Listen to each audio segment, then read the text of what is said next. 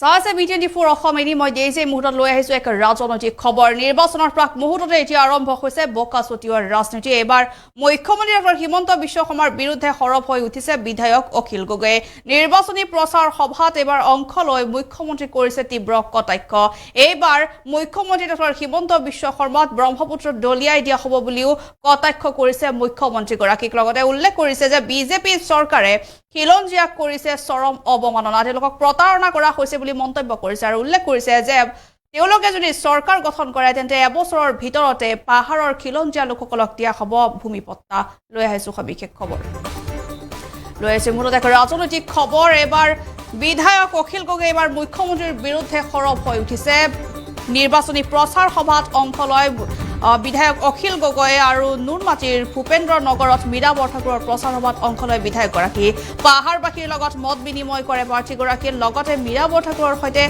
প্ৰচাৰ সভাত উপস্থিত থাকি মুখ্যমন্ত্ৰী ডক্টৰ হিমন্ত বিশ্ব শৰ্মাক কৰে তীব্ৰ সমালোচনা মীৰা বৰঠাকুৰৰ প্ৰচাৰ সভাত উপস্থিত হয় ৰাইজৰ দলৰ সভাপতি অখিল গগৈ আৰু অখিল গগৈয়ে সকলো লোকৰ লগতে মত বিনিময় কৰাৰ লগতে মুখ্যমন্ত্ৰীক কৰে তীব্ৰ সমালোচনা 2026 হিমন্ত বিশ্ব শৰ্মাক ব্ৰহ্মপুত্ৰত পেলোৱাৰ হুংকাৰ দিছে বিধায়কগৰাকীয়ে তিনি গগৈ লগ হৈ তেওঁলোকে সিদ্ধান্ত লৈছে যে 2026 মুখ্যমন্ত্ৰী হিমন্ত বিশ্ব শৰ্মাক ব্ৰহ্মপুত্ৰত দলিয়াই দিব আৰু এইদৰে তীব্ৰ সমালোচনা কৰিছে মুখ্যমন্ত্ৰীগৰাকীক প্ৰতিশ্ৰুতি দিছে যে 26ত চৰকাৰ গঠন কৰিলে এবছৰৰ ভিতৰতে গুৱাহাটীৰ সকলো খিলঞ্জীয়া পাহাৰৰ মানুহকে মাটিৰ পট্টা দিয়া হ'ব আৰু বিজেপি চৰকাৰৰ দিনত খিলঞ্জীয়াসকলে এইদৰে প্ৰতাৰিত হ'ব লগা হৈছে গতিকে সেয়া অনাগত দিনত নহয় তেওঁলোকে প্ৰতিশ্ৰুতি দিছে যে 26ত যদিহে চৰকাৰ গঠন কৰিব পাৰে তেন্তে এবছৰৰ ভিতৰতে গুৱাহাটীৰ সকলো খিলঞ্জীয়া পাহাৰৰ মানুহকে মাটিৰ পট্টা দিয়া হ'ব আৰু 26ত তেওঁলোকে চৰকাৰ গঠন কৰিব পাৰিব বুলিও আত্মবিশ্বাস তেওঁলোকে আছে বুলি উল্লেখ কৰিছে আৰু তিনি গগৈ লগ হৈ হিমন্ত বিশ্ব শৰ্মাক ব্ৰহ্মপুত্ৰত দলিয়াই দিয়া হ'ব বুলিও কটাক্ষ কৰে লগতে বদৰুদ্দিন আজমলৰ কথা উল্লেখ কৰিছে যে বদৰুদ্দিন আজমলকো ধুবুৰীত মুখ ঠেকেচা খাব আৰু বদৰে আজিকালি শুই উঠি আল্লাৰ নামহে লয় বুলি উল্লেখ কৰিছে আল্লাৰ নাম নলয় অখিল গগৈৰ নামহে লয় বুলি উল্লেখ কৰিছে বিধায়কগৰাকী আৰু ইফালে বৰপেটাৰ বিৰোধীৰ খোৱা কামোৰা লৈও খং কৰিছে বিধায়কগৰাকীয়ে তেওঁ উল্লেখ কৰিছে যে কংগ্ৰেছ তৃণমূল CPIMে বহি এতিয়া এজন প্ৰাৰ্থী নিৰ্বাচন কৰক অন্যথা ৰাইজে আমাক বিজেপিক সহায় কৰা বুলি ভাবিব আৰু নিৰ্বাচনৰ এদিন আগত হলেও বিৰোধীৰ এজন প্ৰাৰ্থী বুলি ৰাইজক জনাই দিয়ক এই কথা উল্লেখ কৰিছে বিধায়ক অখিল গগৈ বিভিন্ন বিষয়ৰ ওপৰত তেওঁ মত বিনিময় কৰিছে মীৰা বৰঠাকুৰৰ হৈ নিৰ্বাচনী প্ৰচাৰ সভাত অংশ লৈছে ভূপেন্দ্ৰ নগৰত আৰু নিৰ্বাচনৰ দিন যেহেতু চমু চাপি আহিছে তৃতীয় পৰ্যায়ৰ নিৰ্বাচনৰ দিন যেহেতু ইতিমধ্যে চমু চাপি আহিছে গতিকে তাৰ প্ৰাক মুহূৰ্ততে এতিয়া নিৰ্বাচনী প্ৰচাৰ এতিয়া তুংগত উঠিছে এইদৰে নুনমাটিৰ ভূপেন্দ্ৰ নগৰত মীৰা বৰঠাকুৰৰ প্ৰচাৰ সভাত এইদৰে বিধায়ক অখিল গগৈক দেখিবলৈ পোৱা গৈছে আৰু ৰাজ্যৰ মুখ্যমন্ত্ৰী ডক্টৰ হিমন্ত বিশ্ব শৰ্মাক তীব্ৰ সমালোচনা কৰা দেখিবলৈ পোৱা গৈছে আমাৰ মন্তব্য আছে এই মুহূৰ্তত আমি আগবঢ়াইছো বিধায়ক অখিল গগৈৰ ভাষ্য আমি আজিৰ পৰা মীৰা বৰঠাকুৰ বাইদেউৰ কাৰণে আজিৰ পৰা আমি নিৰ্বাচনী কেম্পেইন আমাৰ অভিযান আৰম্ভ কৰিছো আৰু মই নিশ্চিত হৈ আছো যে গুৱাহাটীবাসী ৰাইজে এবাৰ মীৰা বৰঠাকুৰ বাইদেউক জয়ী কৰাব হিমন্ত বিশ্ব শৰ্মা চৰকাৰখন আৰু বিজেপি চৰকাৰখনে আমাৰ সমগ্ৰ অসমীয়া মানুহবিলাকক আৰু সমগ্ৰ ভাৰতৰ মানুহক জ্বলা কলা খুৱাইছে বস্তুৰ মূল্য বৃদ্ধিৰে জ্বলা কলা খুৱাইছে আইনৰ শাসনৰ পৰিৱৰ্তে গুণ্ডাগিৰিৰ শাসনেৰে জ্বলা কলা খুৱাইছে পাহাৰৰ মানুহবিলাকক আকৌ জ্বলা কলা খুৱাইছে মাটিৰ প্ৰিমিয়াম যি মাটি বিজেপি চৰকাৰে কৈছে যে আমি সকলোকে পাহাৰৰ মানুহক মাটিৰ পট্টা দিম 2016ত কৈছিলে মাটিৰ পট্টা সকলোকে দিম সেই বিজেপিয়ে এতিয়া পাহাৰৰ মানুহক বা চৰকাৰী ভূমিৰ মানুহক মাটিৰ পট্টা দিবৰ কাৰণে মিনিমাম প্ৰিমিয়াম কৰি দিছে 62,50,000 টকা মিনিমাম প্ৰিমিয়াম কৰি দিছে 62,50,000 টকা 62,50,000 টকা কৰি এজন খিলঞ্জীয়া অসমীয়া মানুহে পাহাৰত বসবাস কৰা মানুহে মাটি লোৱাটো সম্ভৱপৰ হয় জানো এইটো অসম্ভৱ অৰ্থাৎ বিজেপিয়ে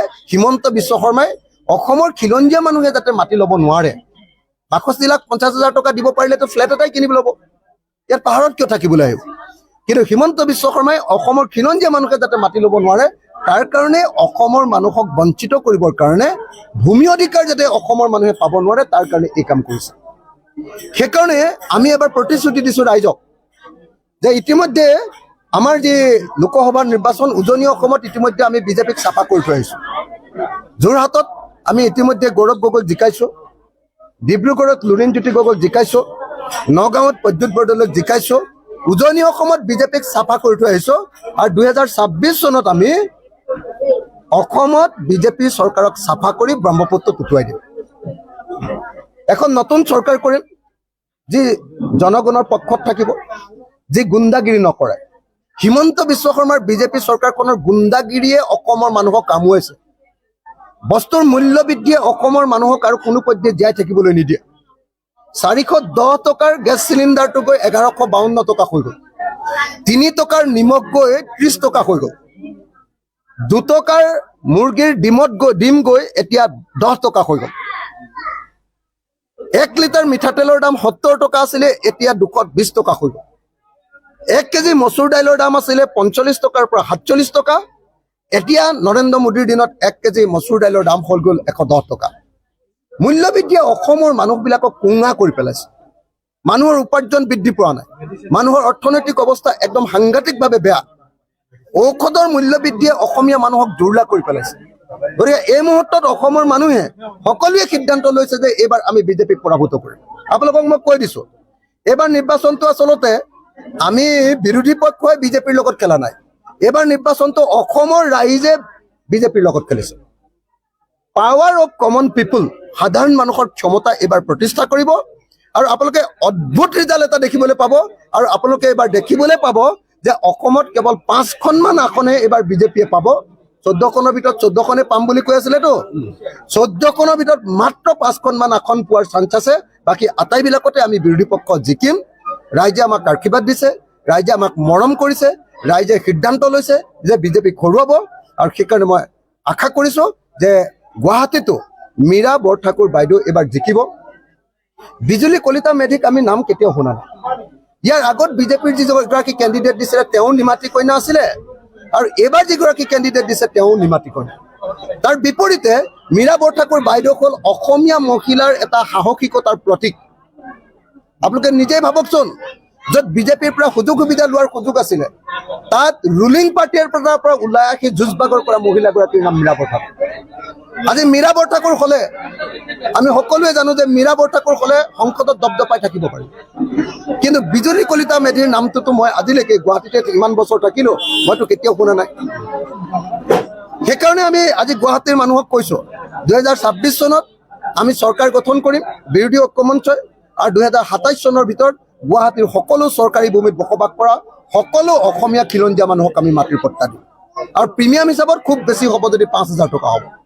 5,000 টকাৰ প্ৰিমিয়ামত আমি অসমৰ সকলো মানুহকে, খিলঞ্জীয়া মানুহক গুৱাহাটীত আমি মাটি দিয়াৰ ব্যৱস্থা কৰিম, যাতে গুৱাহাটীখন খিলঞ্জীয়া মানুহৰ হৈ থাকে, গুৱাহাটীখন যাতে অসমীয়া মানুহৰ হৈ থাকে, গুৱাহাটীত যাতে অসমীয়া মানুহৰ দপদপনি থাকে, গুৱাহাটীত যাতে হিমন্ত বিশ্ব শৰ্মাৰ সতে বাহিৰৰ মানুহৰ উপদ্ৰৱ বঢ়াব নোৱাৰে।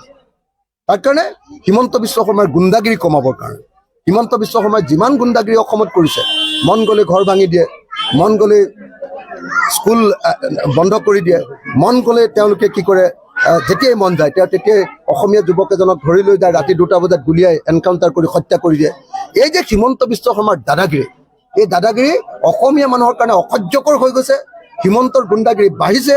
গতিকে হিমন্তৰ গুণ্ডাগিৰি কমাবৰ কাৰণে এইবাৰ অসমীয়া মানুহে, আৰু নৰেন্দ্ৰ মোদীৰ গুণ্ডাগিৰি কমাবৰ কাৰণে এইবাৰ অসমীয়া মানুহে নিশ্চিতভাৱে বিৰোধী ঐক্যমঞ্চক ভোট দিব। আৰু এইবাৰ বিৰোধী ঐক্যমঞ্চই বিশাল ভোটৰ ব্যৱধানত এইবাৰ আমি বেছিভাগ চিটতে বিজেপিক পৰাভূত কৰিব। এতিয়াই মুখ্যমন্ত্ৰী ফেচৰ কথা পতাৰ কোনো প্ৰয়োজন নাই। প্ৰথম প্ৰশ্নটো হ'ল যে হিমন্ত বিশ্ব শৰ্মা আৰু নৰেন্দ্ৰ মোদীৰ নিচিনা গুণ্ডাবিলাকক, পানী গুণ্ডা এইবিলাক, এই পানী গুণ্ডাবিলাকক প্ৰথমতে শিক্ষা দিয়া, এওঁলোকক পৰাজিত কৰা, অসম আৰু ভাৰতৰ মূল্য বৃদ্ধি হ্ৰাস কৰা, আৰু প্ৰত্যেকজন অসমীয়া মানুহে যাতে মানুহৰ নিচিনাকৈ বসবাস কৰিব পাৰে। GST যি ধৰণে বঢ়াইছে, GSTৰ কাৰণেতো কোনো মানুহে শান্তিত থাকিবলৈ পোৱা নাই। কৰ কাটল যি ধৰণে বঢ়াইছে, আপোনালোকে কোনো মানুহেতো শান্তিত থাকিবলৈ পোৱা নাই। যিবিলাক প্ৰপাৰ্টি টেক্স আছিলে, গুৱাহাটীৰ প্ৰপাৰ্টি টেক্স আগতে যিটো 5,000 টকা আছিলে, এতিয়া সেইটো প্ৰপাৰ্টি টেক্স 20,000 কৰি দিছে। 5,000 প্ৰপাৰ্টি টেক্স 20,000 কৰি দিছে। গতিকে সেইটো এটা ভয়ানকভাৱে ইয়াতে মানে হিমন্ত বিশ্ব শৰ্মাই অসমৰ খিলঞ্জীয়া মানুহবিলাকক একদম কেঁকুৰা চপা দিছে। সেইকাৰণে মই খাটাং যে অসমৰ খিলঞ্জীয়া মানুহে এইবাৰ বিজেপিৰ বিৰুদ্ধে ভোট দিব। উজনিতটো হৈ গ'ল ইতিমধ্যে, আৰু গুৱাহাটীতো একেই ঘটনা ঘটিব আৰু আমাৰ প্ৰাৰ্থী মীৰা বৰঠাকুৰ বাইদেউ বিপুল ভোটত এবাৰ জয়ী হ'ব। বাকী ৰাইজৰ হৈ দীৰ্ঘদিন সংঘৰ্ষ কৰি থকা নেতাজনৰ নামেই হৈছে অখিল গগৈ। মই এই গোটেইকেইটা পাহাৰত 10-12তকৈ ওপৰত আহিছোঁ। যোৱাকালি ৰাতি 10টা বজাত পাহাৰৰ পৰা ক'লে, বাইদেউ অখিল গগৈ ডাঙৰীয়া বোলে গুৱাহাটীলৈ আহিছে, এপাক আপুনি লৈ আহক। বোলে 10টা বজাত কেনেকৈ এৰেঞ্জ কৰিম, মানুহ ক'ত গোট খাব 10টা বজাত, অলপতো সময় লাগিব। বোলে নহয়, লৈ আহক অখিল গগৈ ডাঙৰীয়া, এবাৰ এটা পাহাৰত কওক, আমি সকলোৱে ঘৰে ঘৰে গৈ পেলাই আমি ক'ম, তেখেত নাহে নেকি। আজি অখিল গগৈ ডাঙৰীয়া আহি নিশ্চিতি দিছে আৰু এইসকল মানুহৰ ভূমিৰ পট্টাৰ কাৰণে সদায় তেওঁ যুঁজাৰু হিচাপে যুঁজি আছে। ময়ো আহিছোঁ ইয়াত। মই ৰাইজক আহ্বান কৰিছোঁ যে 7 তাৰিখে বতাহ বৰষুণ নেওচি আপোনালোকে আপোনালোকৰ ভৱিষ্যত সুৰক্ষাৰ স্বাৰ্থত হাতৰ ছবিত ভোট দি মোক জয়যুক্ত কৰক। আমি সকলো একলগ হৈ আপোনালোকৰ সুৰক্ষাৰ স্বাৰ্থত আমি আপোনালোকৰ পৰিয়ালৰ সদস্য হিচাপে সন্মুখত থাকিম বুলি মই সংকল্প লৈছোঁ। গুৱাহাটীত অখিল গগৈ ডাঙৰীয়া কম নেকি, লুৰিণজ্যোতি গগৈ ডাঙৰীয়া কম নেকি, গৌৰৱ গগৈ ডাঙৰীয়া কম নেকি? মই নেতৃত্বক কৈছোঁ, মাটিৰ লগত সম্পৰ্ক থকা, শিপা বিচাৰি পোৱা, মাটিৰ গোন্ধ বুজি পোৱা, মানুহৰ বুলডোজাৰ লাগিলে বুকুত আঘাত হোৱা, সেই বেদনা বুজি পোৱা নেতা মোক লাগে। আৰু দলে মোক দিছে। যোনে য'ত বুলডোজাৰ লাগিলে, যাৰ শৰীৰৰ নোম খাৰা হৈ যায়, তেনেকুৱা নেতা মই বিচাৰিছোঁ, মোক তেনেকুৱা নেতাই দিছে। প্ৰিয়ংকা গান্ধীক বিচাৰিলে মোক প্ৰিয়ংকা গান্ধীক দিলেহেঁতেন।